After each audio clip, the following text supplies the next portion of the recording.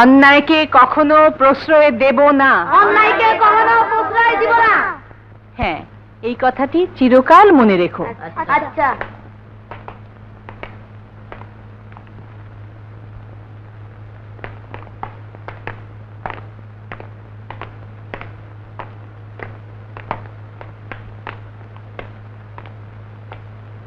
অন্যায়কে কখনো প্রশ্রয় দেব না।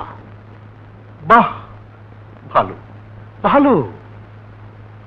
শোনো, আমি নিজেই কষ্ট করে জানতে এসেছি তুমি আমার ছেলে মেয়েকে লেখাপড়া করাতে জমিদার মহলে যাবে কিনা।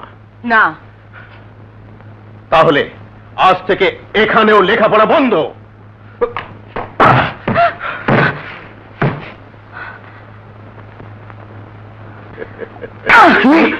তোমার এত বড় সাহস!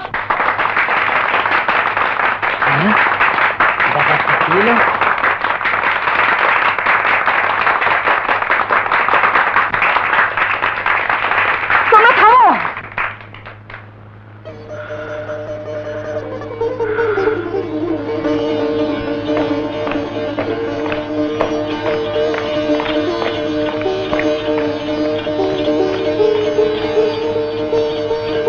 আসেন, ধরেন তো কোটটা, ধরেন। কাজটা বোধ হয় বেশি ভালো করেন নাই আপনি। এ তুমি কি করলে সালেহা? এ তুমি কি করলে? আমি যা করেছি সেটাই ছিল ওর একমাত্র শাস্তি। রাজু, জুলি,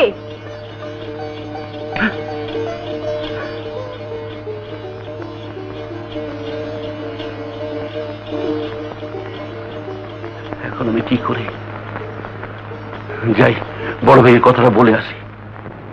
তুমি যাই বলো, কাজটা ঠিক হয়নি। এখন তুমি বলো আমি কি করি?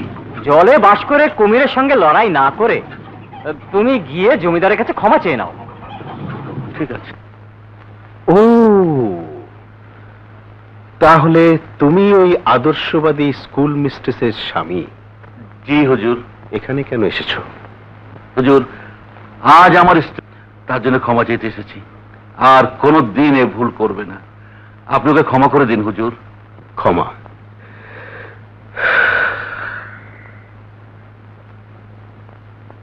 ক্ষমা আমি করতে পারি, তবে একটা শর্তে। বলুন। তোমার স্ত্রীকে তোমার বাড়ি থেকে বিবস্ত্র করে সমস্ত গ্রাম ঘোরাতে হবে। শয়তান!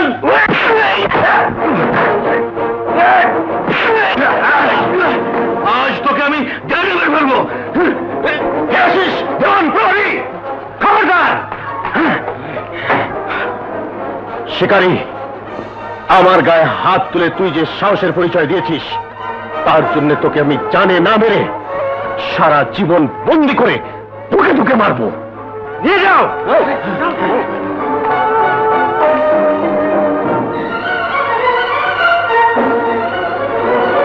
শোনো, তোমাকে যা বলি তুমি তার স্ত্রীকে গিয়ে ঠিক সেইভাবে বলে আসবে। ঠিক আছে হুজুর। আপনি? হ্যাঁ, আমি আপনাকে শুধু একটা কথা বলতে এসেছি। আপনার স্বামী এখন আমাদের হাতে বন্দী।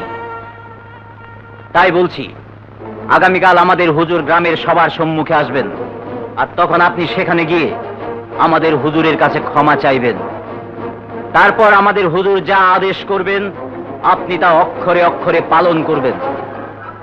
আর যদি না করেন তাহলে আপনার স্বামীকে হত্যা করা হবে।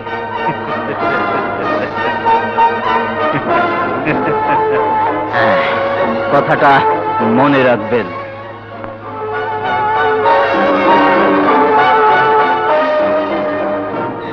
ভাই সব, আজ আমি আপনাদের সবাইকে ডেকেছি আপনাদের কার কি অসুবিধা আছে জানতে। আমি জানি আপনাদের সকলেরই কিছু না কিছু অসুবিধা আছে। শুনুন, আপনাদের যার যা অসুবিধা আছে আমার দেওয়ানকে জানিয়ে দেবেন। হুজুর,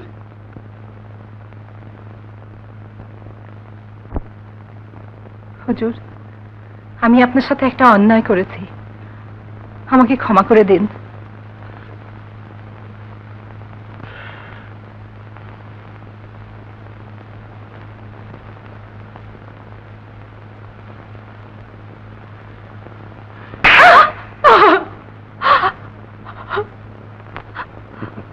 যদি ক্ষমা পেতে চাও তাহলে তোমার ওই দোপাট্টা দিয়ে আমার জুতো সাফ করে দাও।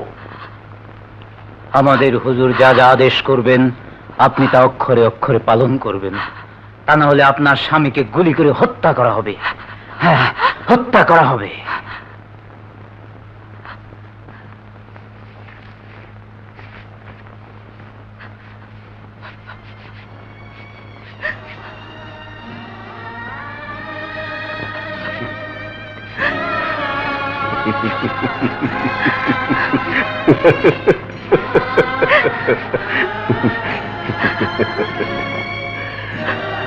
ভাই সাহেব, এখন আমি আসি। আপনাদের যে কোনো অসুবিধায় আমাকে স্মরণ করলেই আপনাদের খেদমতে আমি হাজির হব।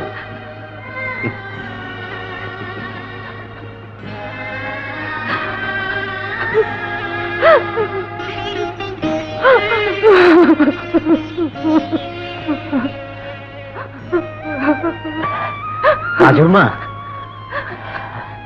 যা হবার তো হয়ে গেছে, চলুন বাড়ি চলুন। কিন্তু আমার স্বামীর কথা তো জিজ্ঞেস করলাম না। ভাই সাহেব, আপনি আমার সন্তানদের কাছে যান, আমি মহলে যাচ্ছি। হুজুর,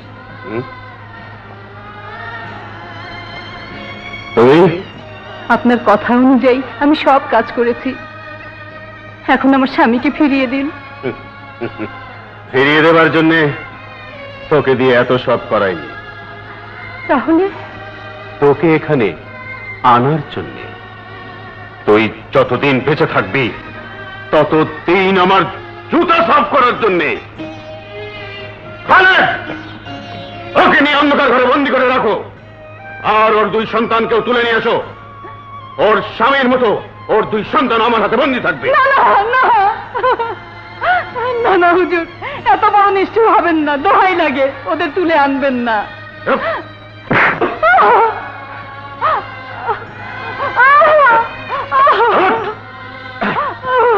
ওরা আমার হাতে না থাকলে প্রতিদিন আমার জুতা সাফ করবে কে?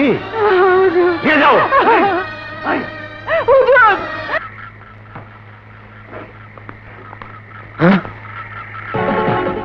তাহলে গেল কোথায়?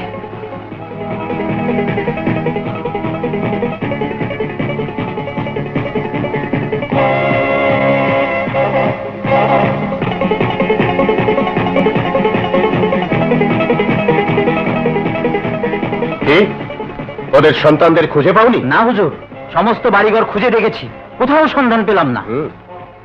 তাহলে নিশ্চয়ই কেউ নিয়ে গেছে।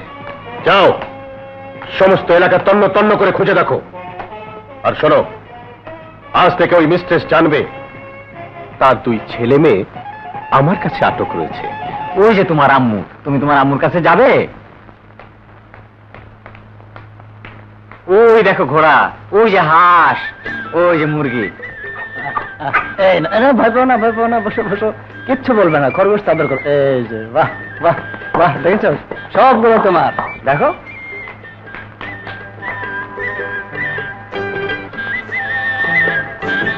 খা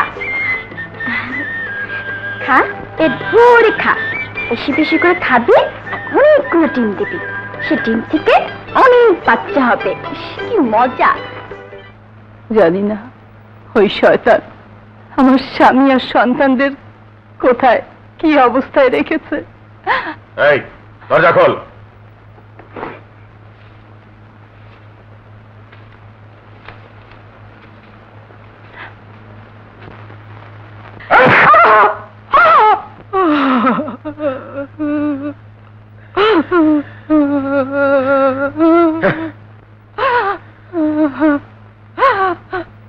আমার জুতা সাফ কর।